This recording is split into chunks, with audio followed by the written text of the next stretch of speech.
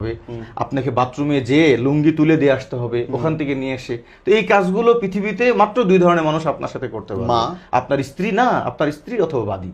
তো যেহেতু আমাদের দেশে হালাল বাদী নেই, অতএব অনলি ওয়ান স্ত্রী পারবে নাভির থেকে হাঁটু পর্যন্ত দেখতে।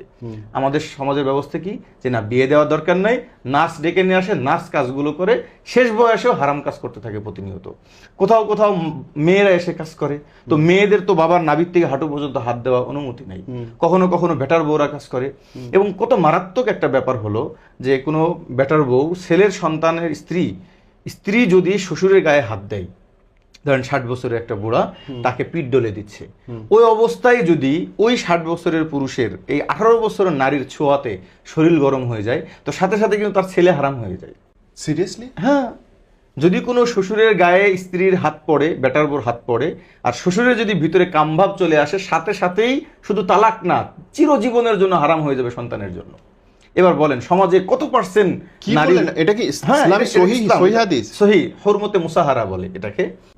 আমি আপনাকে একটা গুরুত্বপূর্ণ মাসলা আলোচনা করি, সেটা হলো যে ইসলামের একটা বিধান হলো যে যদি কোনো মেয়ের বাবার সাথে টাচ লাগে এবং সেটা কোনো কাপড় ছাড়া, এমনি টাচ লাগলো, অনেক সময় ব্লাউজে পণ্য থাকে এখানে ধরে উঠাচ্ছে বাবার মেয়ের, অথবা কখনো ছেলের যদি মায়ের সাথে এমন ঘটে যায়, মার পাশে বসছে এক লেপের মধ্যে মানে বসে টিভি দেখতেছে, অথবা শাশুড়ির সাথে যদি কাপড় ছাড়া কোনো টাচ লেগে যায়, অথবা বেটার বোর যদি শ্বশুরের সাথে টাচ লেগে যায়, এই 4 ধরনের মানুষের কোনো একটা ঘটে গেলে সাথে সাথে ছেলের যদি টাচ লাগে বাবার সংসার হারাম, হ্যাঁ, যদি বেটার বোর টাচ লাগে তাহলে জামাইয়ের সংসার হারাম, যদি শাশুড়ির টাচ লাগে তাহলে নিজের মেয়ের সংসার হারাম।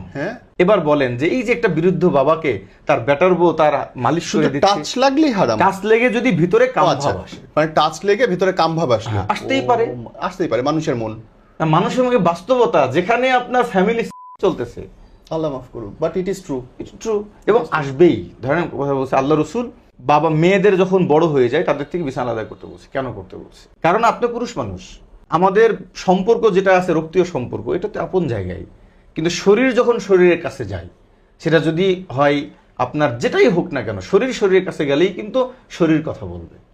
ধরেন কথা বলতেছি, একজন মা, তার স্বামী 10 বছর বিদেশে আছে, সে যখন তার একটা যুবক ছেলে এসএসসি পড়ে তাকে নিয়ে এসে এক গাড়িতে যাচ্ছে, সে ছেলে মনে কিছু নাই। আমি এই কথাটা বললেন আমি বলতে চাই নাই কোনোদিন। আমি একটা এপিসোড শুট করছিলাম যেখানে, মাফ করুক আমি সেটা পাবলিশ করি নাই, মা তার সন্তানের সঙ্গে অবৈধ সম্পর্ক, আল্লাহ মাফ করুক, আমি নাউজুবিল্লাহ। আপনার এই মোহাম্মদপুরে থেকে আমাকে এই পর্যন্ত 4 থেকে 5টা ছেলে ফোন দিয়েছে, তারপরে একটা ছেলে বলতেছে হুজুর আমার মা আমাকে বিয়ে করতে দেয় না। কি জন্য? বাবা মারা গিয়েছে, উনি এই সামাজিক স্ট্যাটাসের জন্য আর বিয়ে করবে না, কিন্তু আমাকে ব্যবহার করে এবং বলে তুই যদি আরেকটা বিবাহ করিস তাহলে আমি আত্মহত্যা করবো, আমাকে বিয়ে করতে দেয় না।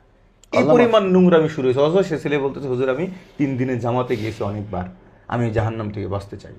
আল্লাহ মাফ করুক। তো এই যে সমস্যা, যে বৃদ্ধাদের, যদি আপনি কথা বলতেছি বৃদ্ধ বুড়া, বলেন 60 বছরের, আপনি অনেকের সাথে চলে দেখছেন, 60 বছরের শ্বশুর, বেটার বউ এখন তার খেদমত করতেছে, তো সাথে সাথেই যদি শ্বশুরের মনের ভিতরে এরকম কিছু ভাব চলে আসে, অথবা বেটার বউরই ভালো লাগতেছে, একটা যুবক মানুষ নতুন শরীর সিংড়ায় উঠছে, কামভাব আসছে, সাথে সাথে সন্তান ছেলের মানে সংসার ভেঙে যাবে, শুধু তালাক না, আর কোনোদিন বেটার বউকে আর আনতে পারবে না ছেলে।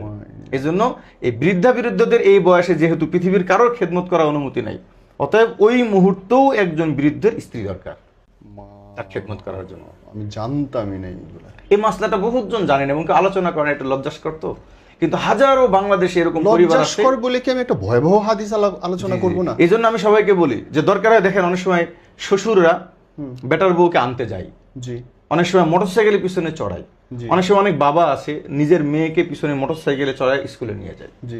এখানে যদি মেয়ের হাত এক তো শরীরের টাচে, তো শরীর এমনি গরম হতে পারে, যদি না হয় তাহলে তো কোনো ঝামেলা, কোনো সমস্যা নাই। কিন্তু যদি যে কারোর, দুইজনের হওয়া লাগবে না, যে কোনো একজনের যদি কামভাব চলে আসে, ভিতরে শিহরায় উঠে, শরীরের ভিতরে পরিবর্তন ঘটে, তাহলে সাথে সাথে হারাম হয়ে যাবে। নাউজুবিল্লাহ। আল্লাহ আমাদেরকে মাফ, আল্লাহ আমাদের মাফ করুক।